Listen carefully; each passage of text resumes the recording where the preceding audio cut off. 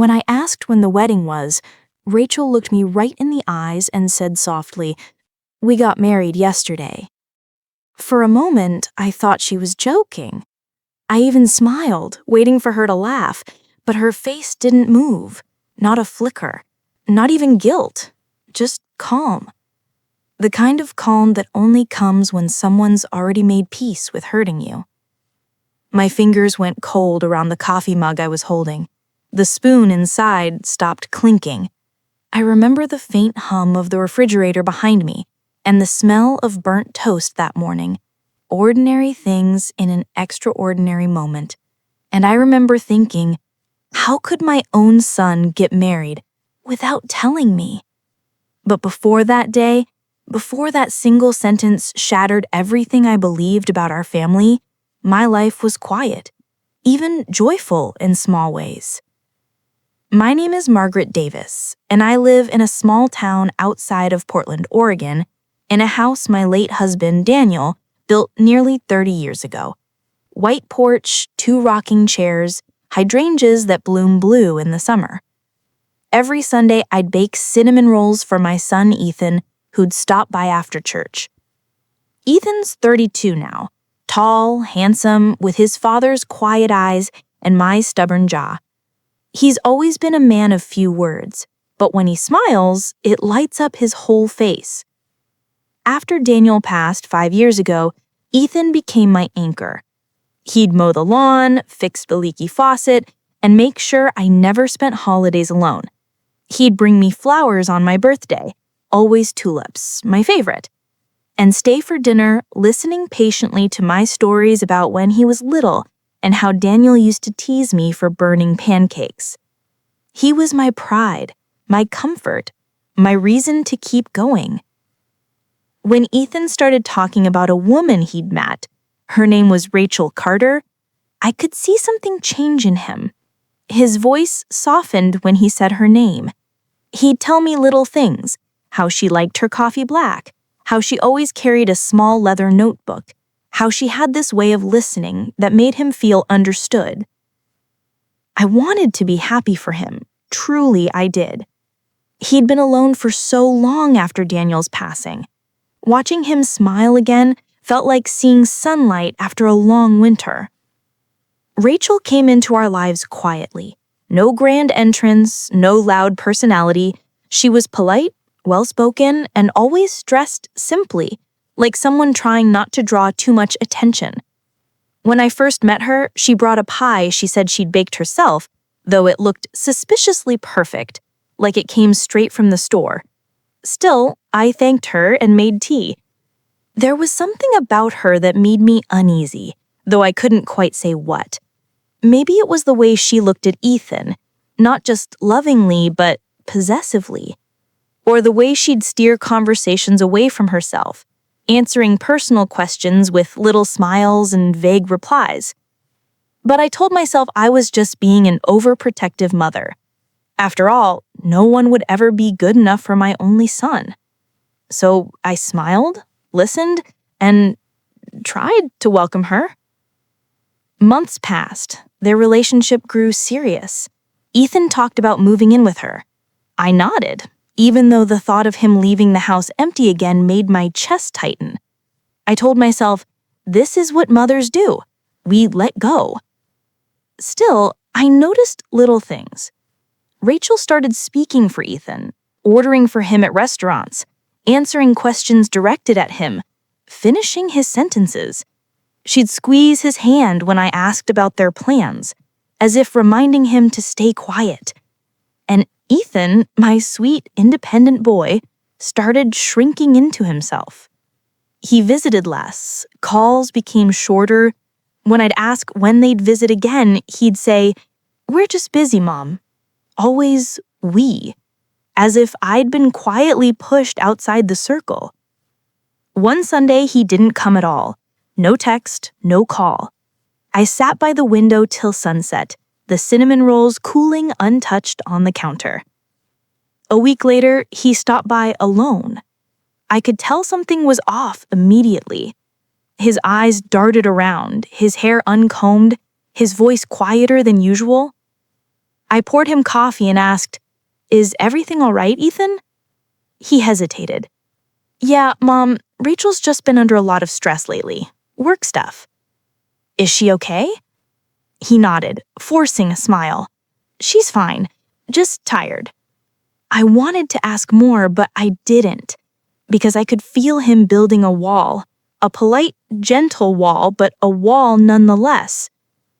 When he left that evening, I watched from the porch as his car disappeared down the street. The house felt emptier than ever. That night, I sat at the dining table, staring at my phone, scrolling through old pictures of us. There was one from his high school graduation, me holding his face, him rolling his eyes, but smiling. Another from Christmas, when he'd surprised me with a hand-knitted scarf.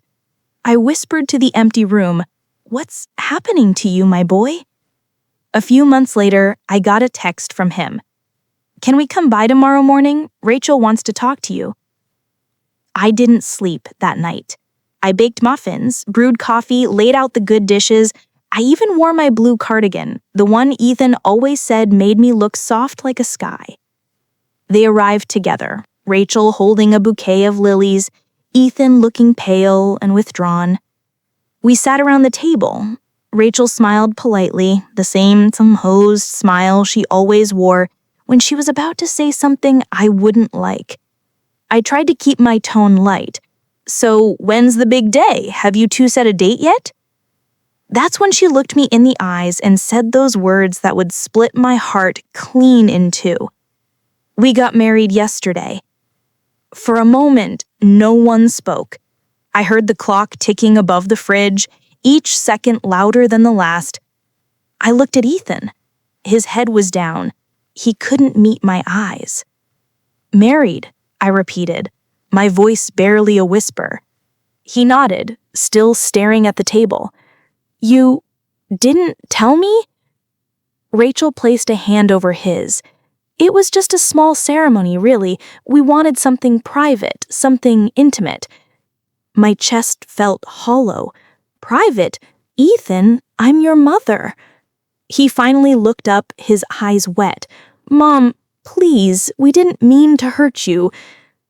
Didn't mean to hurt me. Yet here I was, sitting in my kitchen, realizing my only son had crossed one of life's most sacred thresholds without me. And in that moment, something deep inside me, maybe trust, began to crack. The morning after that conversation, I sat at the kitchen table long after Ethan and Rachel had left. The lilies she brought were still in the vase, their scent too sweet, too strong. It felt like they were mocking me. Fresh flowers placed over something dying. I replay her words in my head again and again. "We got married yesterday." Each time they sounded sharper, crueler. There was no apology in her tone, no regret, just finality. I had imagined that when my son got married, I'd be there to fix his tie, cry during the vows, and dance with him under soft lights. I'd imagined hearing Daniel's voice in my head saying, "You did it, Maggie! You raised a good man." But instead, I had a quiet kitchen, cold coffee, and the ghost of a ceremony I wasn't invited to.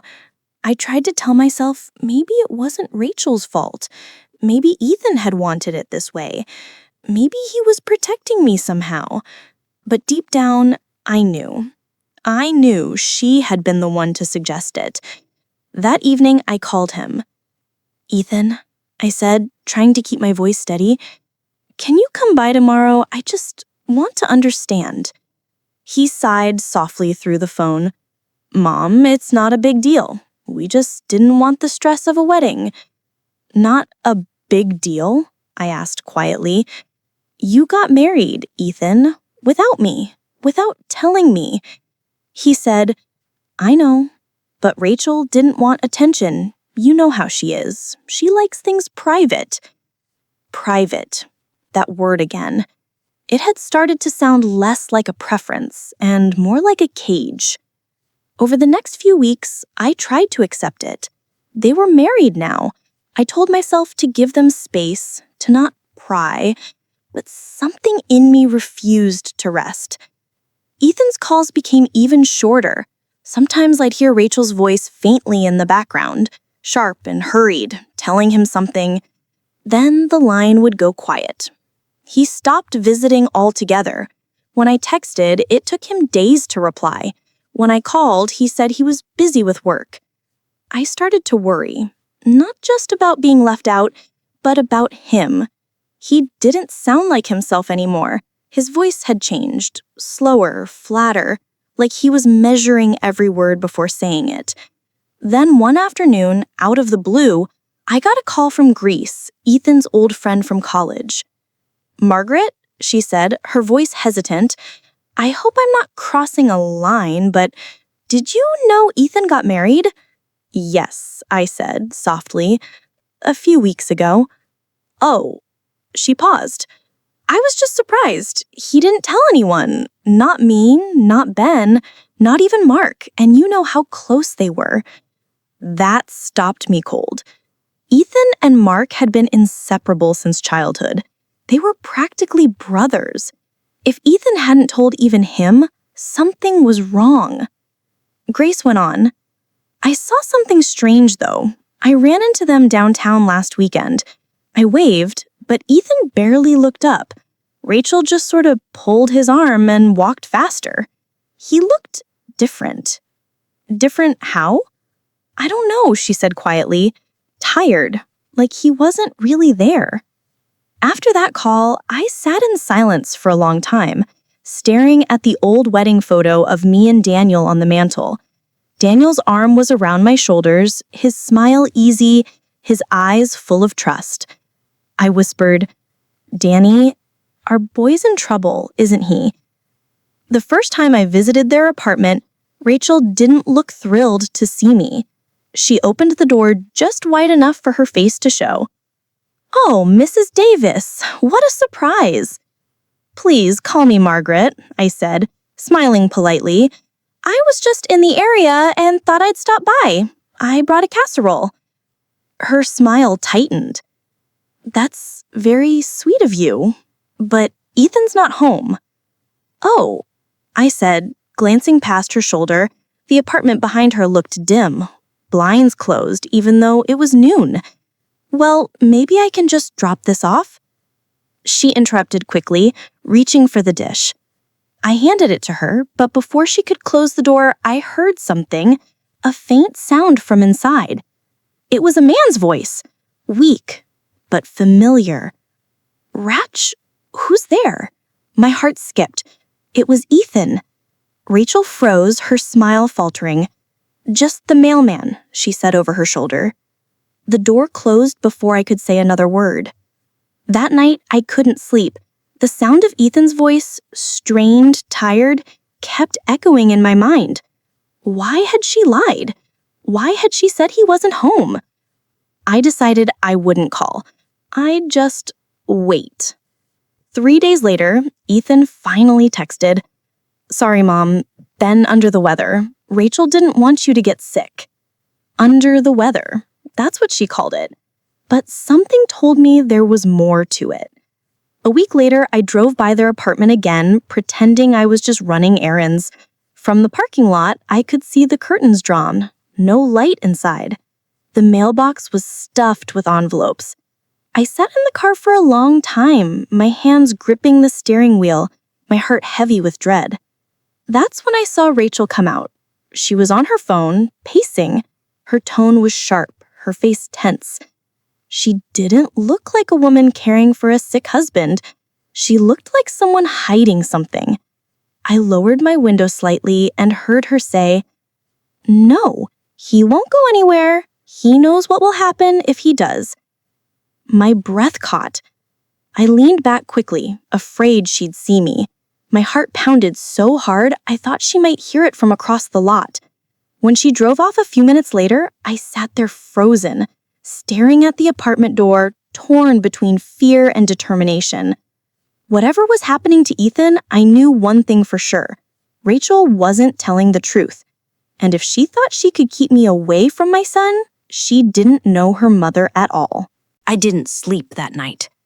I sat by the window, staring into the dark, listening to the ticking clock and the faint sound of rain tapping against the glass. Every thought in my head came back to the same image.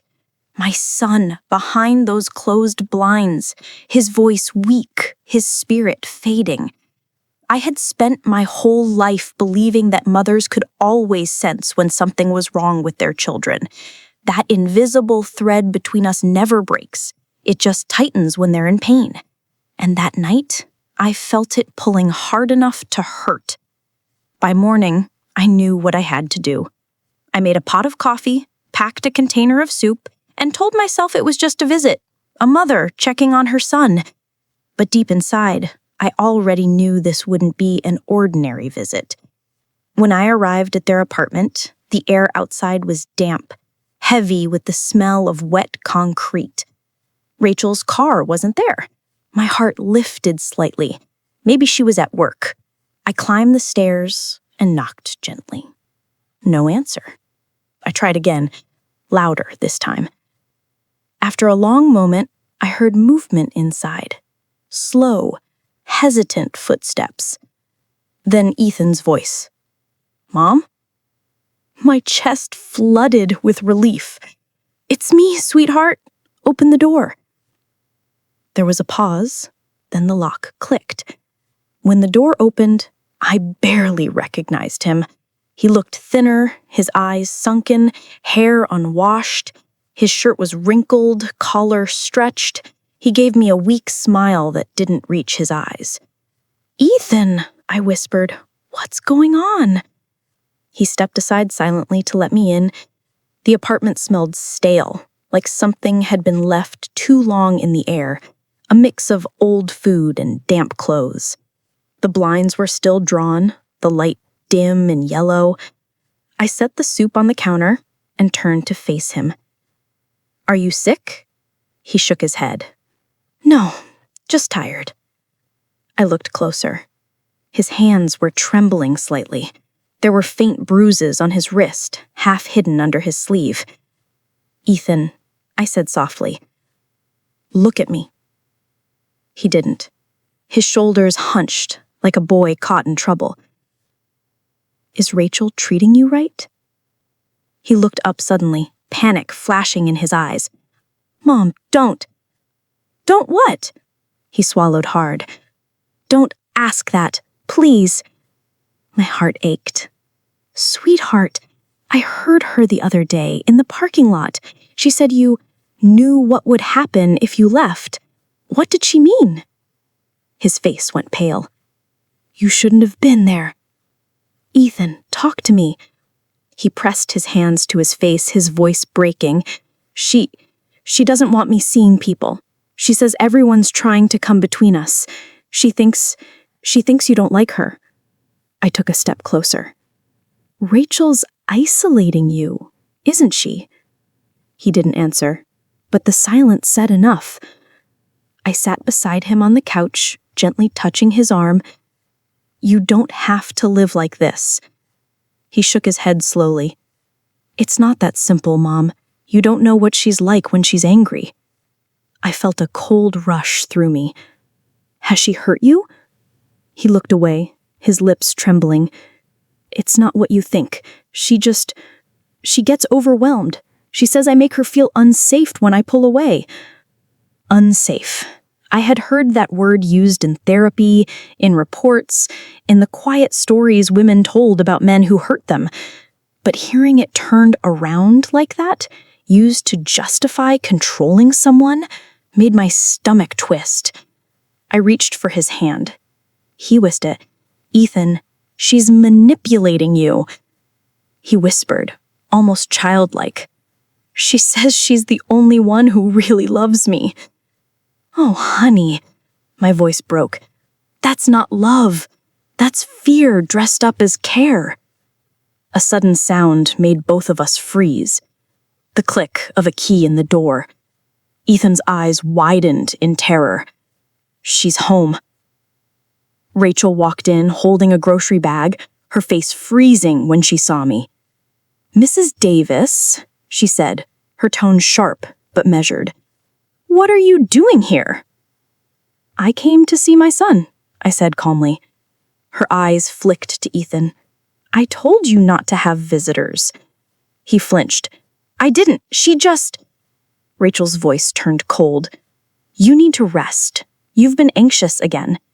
She set the bag down and turned to me, her smile tight.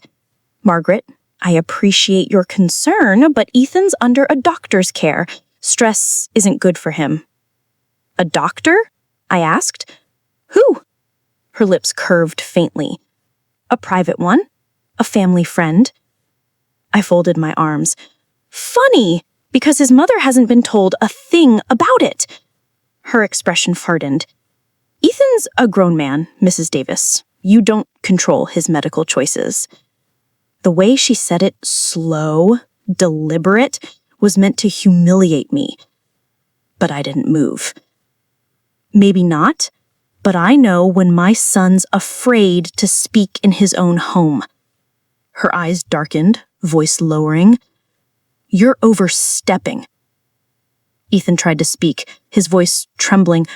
Rachel, please, don't.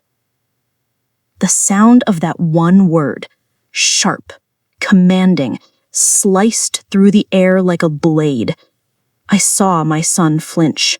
I saw the life drain from his face, and something inside me snapped.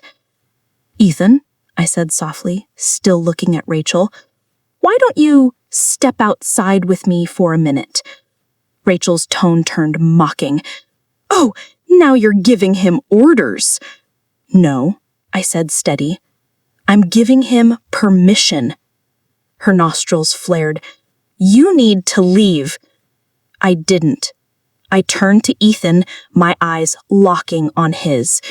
You don't have to live like this. You hear me? You have somewhere safe to go. Rachel stepped forward, her voice rising. He's not going anywhere. That was when Ethan finally moved. Slowly, shakily, he stood up. Rachel, he said, his tone quiet but firm, please don't yell at my mother. Her jaw clenched. You're making a mistake. No, he said. I already did. He reached for my hand. His was trembling, but he didn't let go. Rachel stood frozen, disbelief flickering across her face. You think you can just walk out? After everything I've done for you? Ethan didn't answer. He just guided me toward the door. Before we left, Rachel said something I'll never forget. Her voice low, venomous, shaking with fury. You'll regret this, Ethan. Both of you will. When we stepped outside, the air felt cold, but clean. Ethan took a deep breath. The first deep breath I'd seen him take in months. I wrapped my arm around him. You're safe now, sweetheart. I've got you. He nodded, but his eyes were distant, haunted. She won't stop, Mom. You don't know what she's capable of. I looked at him, my voice steady, certain. Then she doesn't know who she's up against. That night, after bringing Ethan home, I sat with him in the living room. The house that once felt too quiet suddenly felt alive again, though filled with a heavy silence neither of us could break. He sat on the old couch he used to nap on as a child, wrapped in the same blanket I'd kept all these years. I watched him sip the soup I'd made, his hands still trembling slightly, the spoon clinking against the bowl. I wanted to ask 1,000 questions. I wanted to hold him and cry and ask why he hadn't come to me sooner. But I didn't. He'd been through enough. After a long pause, he looked up at me. His eyes were red, but his voice was steady. Mom, he said, I don't even know how it got this bad. I moved closer. Tell me, sweetheart, from the start. At first, he said, Rachel had been charming, thoughtful, protective, always making him feel special. She'd tell him things like, you're the only one who really understands me, or you make me feel safe in a way no one else ever did. But soon, That care turned into control. She started questioning his friends, saying they were bad influences. She told him his coworkers were jealous, that his own mother didn't respect their relationship. She'd cry if I didn't text her every hour, Ethan said softly. And if I was late coming home, she'd say I was lying, that I was meeting someone else. It always turned into a fight. He paused, rubbing his eyes. I made him believe I was the problem. My chest tightened. That's how manipulation works, sweetheart. It makes good people doubt their own hearts. He nodded weakly. I started avoiding everyone, even you, because she'd say I had to prove my loyalty, and when I didn't, she'd lose control. I leaned forward. Did she hurt you, Ethan? He hesitated, then lifted his sleeve just enough to show faint bruises, marks that told me everything I needed to know. My breath caught. My God. She'd always apologize after, he whispered. She'd say she didn't mean it, that she was scared of losing me, and then I'd feel guilty for even thinking she was wrong. Tears filled my eyes. No one deserves that, Ethan. That's not love. That's abuse. When he finally went to sleep that night, I sat alone in the kitchen, staring at the ticking clock.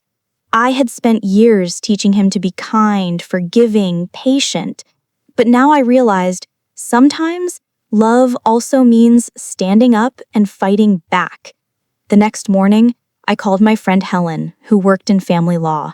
I told her everything, every bruise, every threat, every whisper of control. Helen listened quietly, then said in a firm voice, Margaret, this isn't just emotional manipulation. This is coercive control, and it's serious. We need to protect Ethan legally before she comes after him again. I nodded, gripping the phone tightly. Tell me what to do. Helen guided me through each step. File for a restraining order. Document everything. Save every message. Get Ethan to a doctor to record his injuries. It was overwhelming, but I didn't hesitate. For the first time in months, I had a mission, a purpose.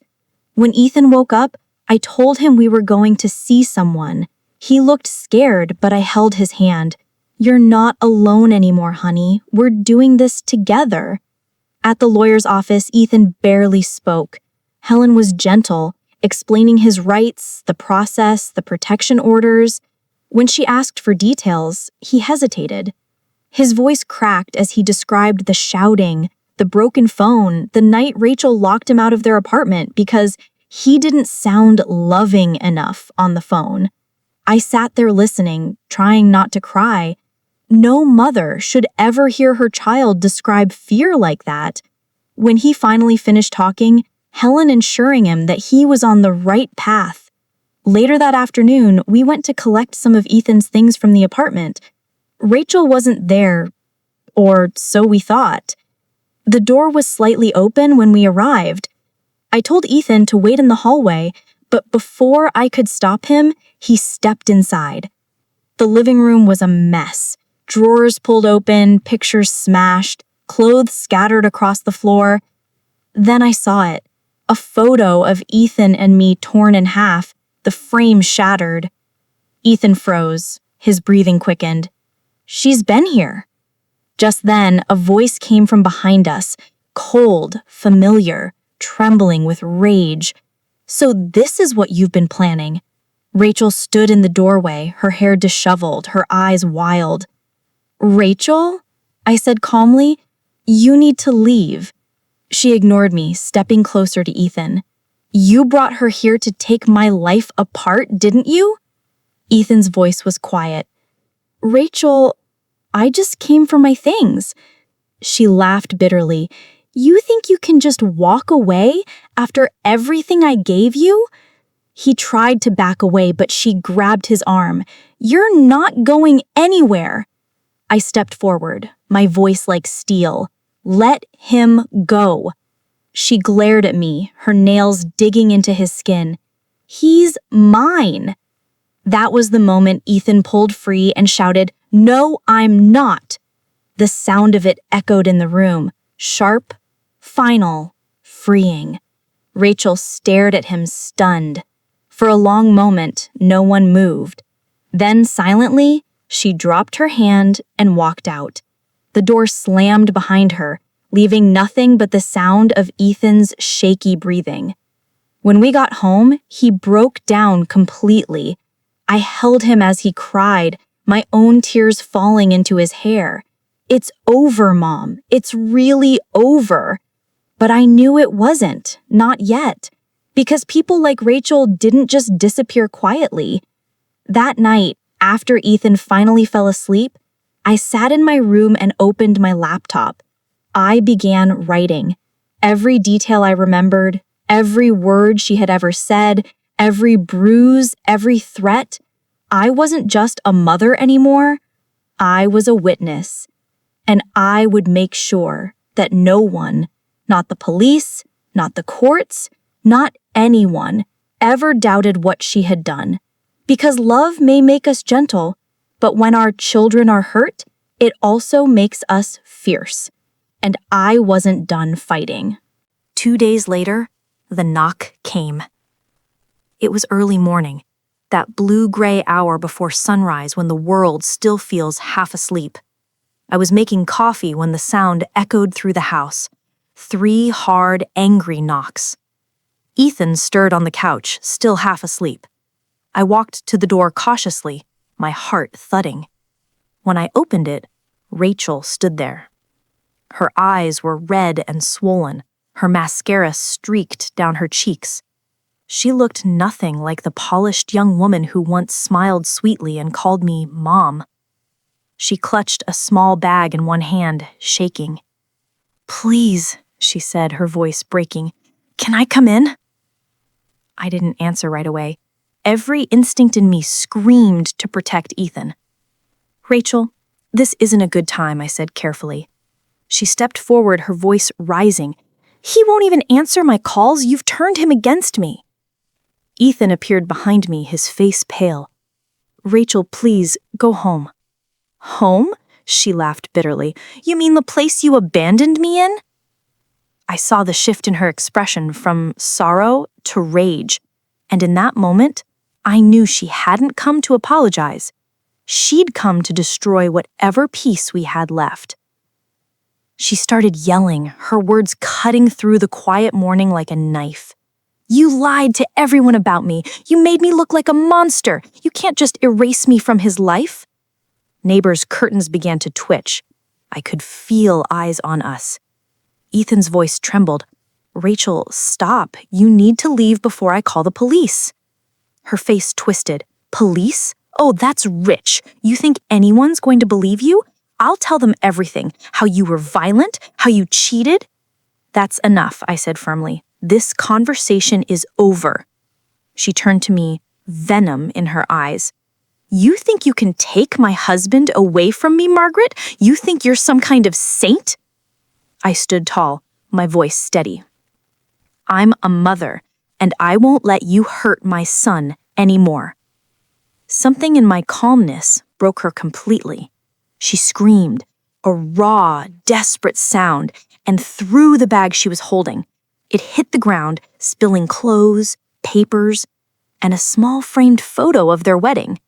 The glass cracked, splitting their smiling faces in two. Ethan reached for his phone, trembling. "I'm calling the police." Rachel froze, then backed away slowly, tears streaming down her face. "You'll regret this," she whispered. "Both of you will." And then she was gone. The police came within minutes. They took our statements, asked for the restraining order documents, and filed an official report. The officer, a kind man with tired eyes, told us, "It's good you called early. These things can escalate. You both did the right thing." Still, when they left, I couldn't shake the feeling that something was unfinished, like a storm that had passed too quickly. Ethan sat in silence for a long time.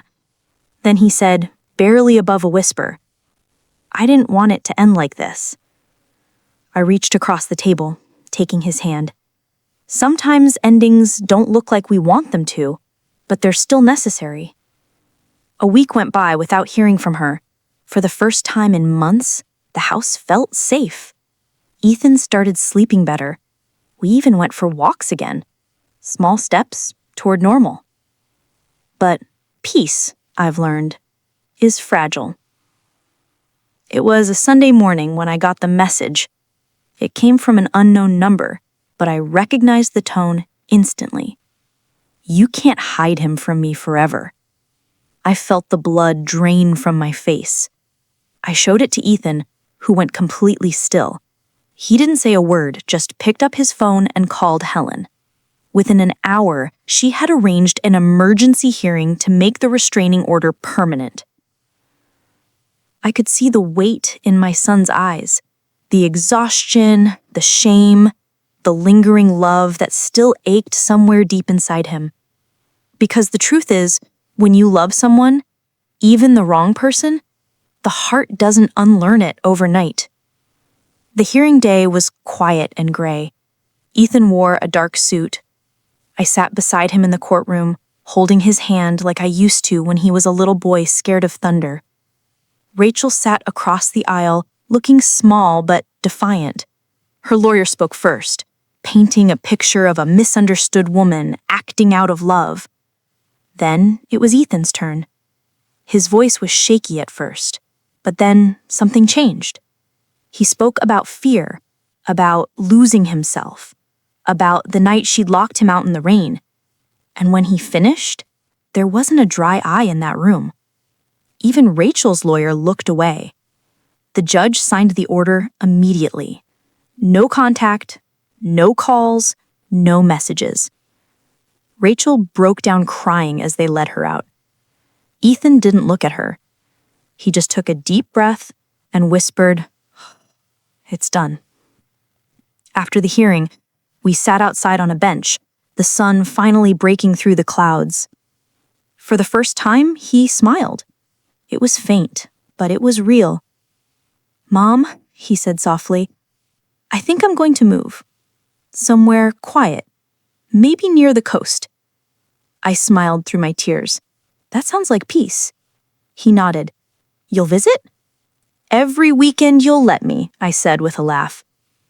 For a long moment, we just sat there, listening to the world move on. Cars passing, birds calling, life beginning again. A few months later, Ethan found a small apartment near the ocean. He started therapy, got a new job, even took up photography, something he'd always loved as a kid. I'd visit him sometimes, bringing soup, stories, and hugs. Each time I saw a little more light in his eyes. And one evening, as we stood watching the sunset, he said something that made my heart swell with pride. He said, "I used to think love meant holding on no matter what. But now I know sometimes love means letting go before you lose yourself completely." I nodded, my eyes glistening. "That's the hardest kind of love, Ethan. But it's also the truest." Back home, I took down their wedding photo from my mantle. The cracked frame still split their faces apart. I replaced it with a picture of Ethan at the beach, camera in hand, smiling against the wind.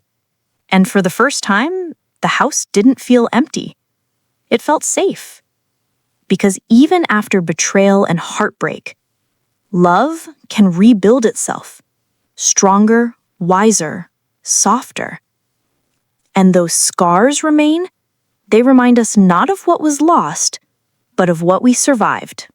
Time has a way of softening sharp edges, even the ones carved deep by pain. Months passed quietly after Ethan moved to the coast. Seasons shifted, winter melted into spring, and I began to notice laughter in my house again. Not loud laughter, not the kind that fills a room, but the soft, real kind that sneaks up on you when you realize you're not just surviving anymore. You're living again. Every Sunday, Ethan would call. Sometimes we'd talk for hours, sometimes only a few minutes.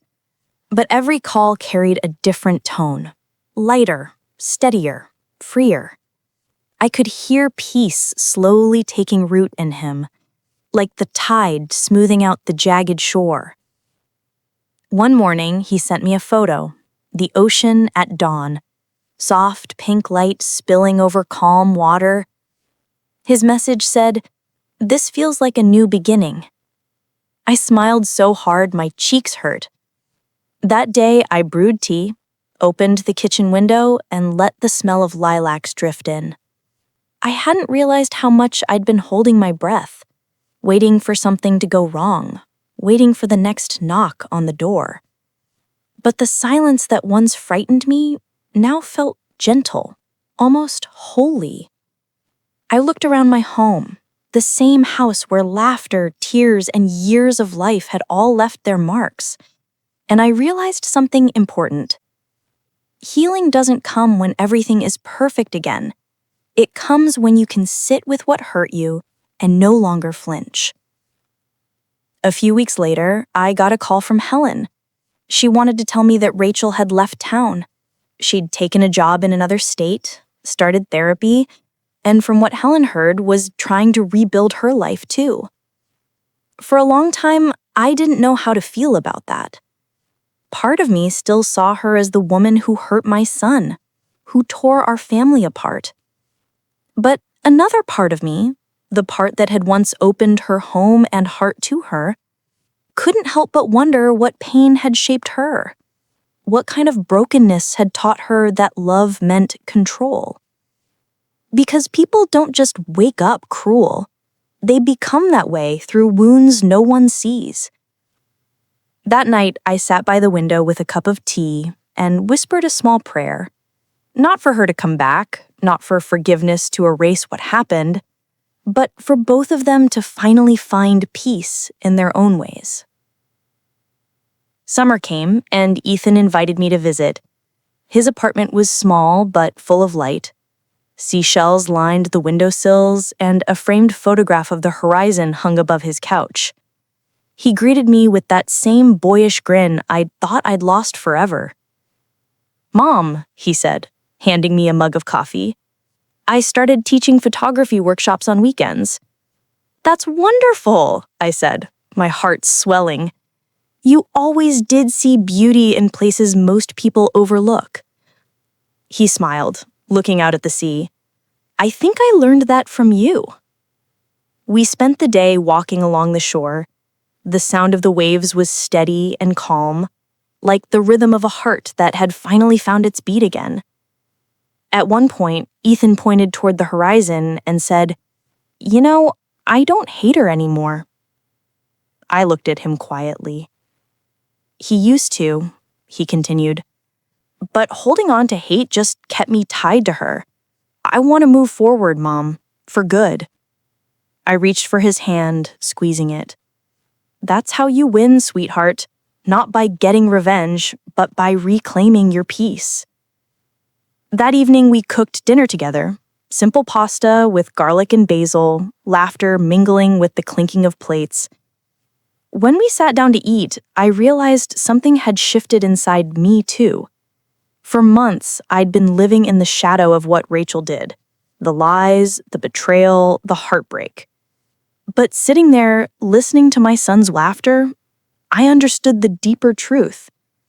We are not defined by the people who hurt us, but by the strength it takes to rise after they do. Every scar, every ache, every sleepless night had shaped us, not into victims, but into people who knew the value of peace. When I returned home, I went through a box I'd kept tucked away, one filled with old letters, photos, and memories.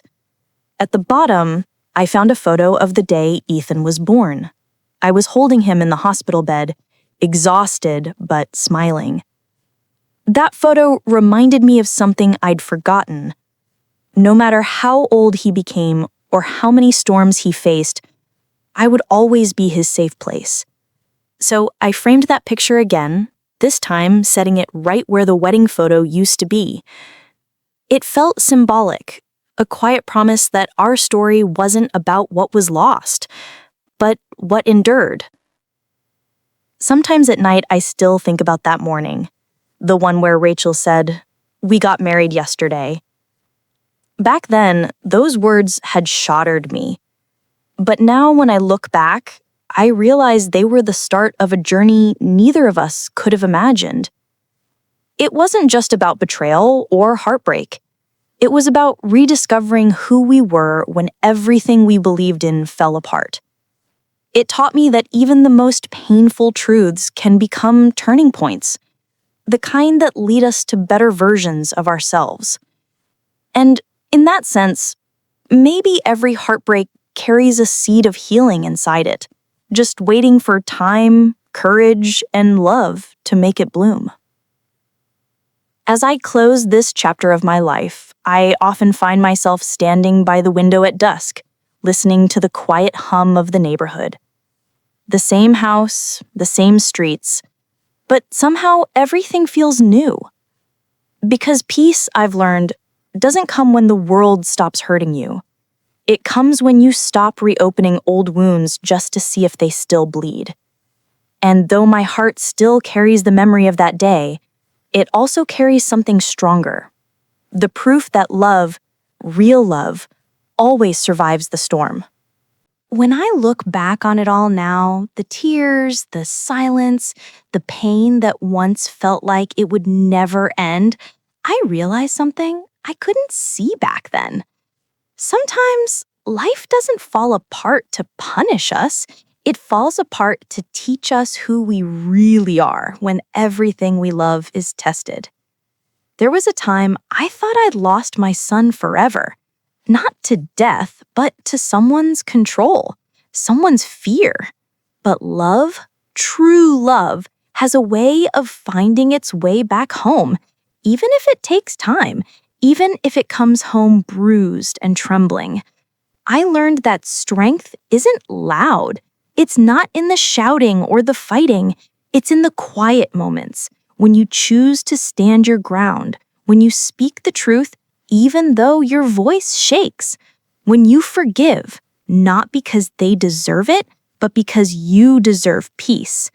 I still remember the look in Ethan's eyes the day he finally smiled again. That small curve of hope on his face, that was my victory.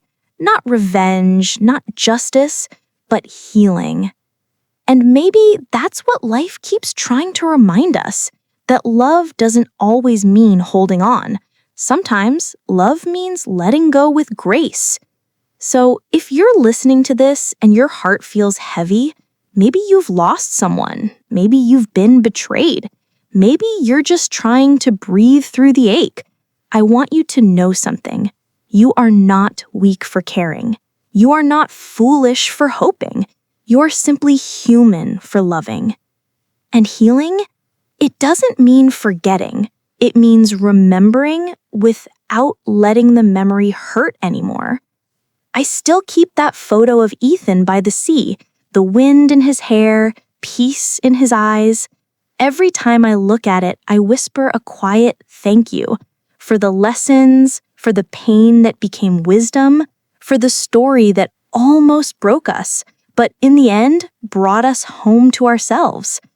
Because sometimes when the storm finally passes, you realize it wasn't sent to destroy you. It was sent to clear your path. Now, tell me, dear listener, if someone you love kept breaking your heart, would you fight to save them or save yourself? Tell me in the comments. And if my story touched you tonight, don't forget to subscribe, because here we heal together, one story at a time.